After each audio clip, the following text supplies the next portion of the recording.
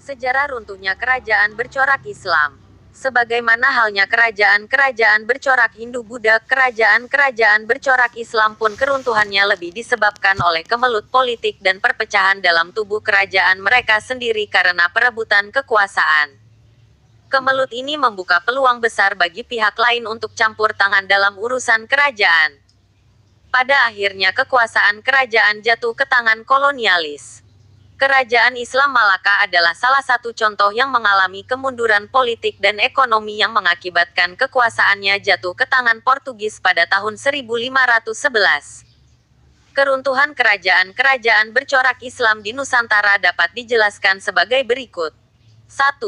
Samudera Pasai. Samudera Pasai mengalami kehancuran karena perpecahan dalam keluarga kerajaan pada masa Sultan Mahmud Malik Az-Zahir, sehingga dapat dikuasai oleh Portugis dan kemudian dikuasai oleh kerajaan Aceh. 2. Aceh. Aceh mengalami kemunduran karena banyak daerah taklukan yang melepaskan diri dan karena kemunduran dalam perdagangan. 3.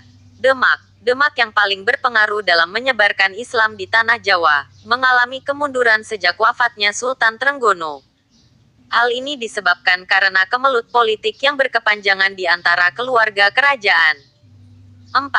Pajang. Pajang runtuh karena terjadi perebutan kekuasaan di Pajang Suninggal Joko Tingkir, sehingga pada akhirnya tampuk kepemimpinan diserahkan pada Adipati Mataram. 5. Mataram. Mataram mengalami kehancuran karena perebutan kekuasaan dalam keluarga kerajaan, sehingga memberi jalan pada pihak asing untuk campur tangan.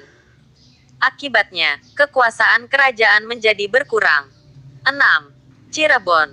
Cirebon dibagi menjadi dua, yaitu Kasepuhan dan Kanoman, sehingga kekuasaannya menjadi berkurang.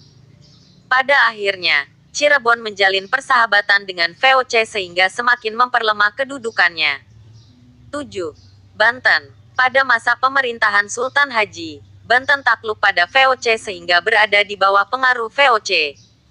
8. Makassar. Makassar selalu menentang kekuasaan VOC di daerahnya, namun pada akhirnya harus tunduk pada VOC setelah ditandatanganinya Perjanjian Bongaya. 9.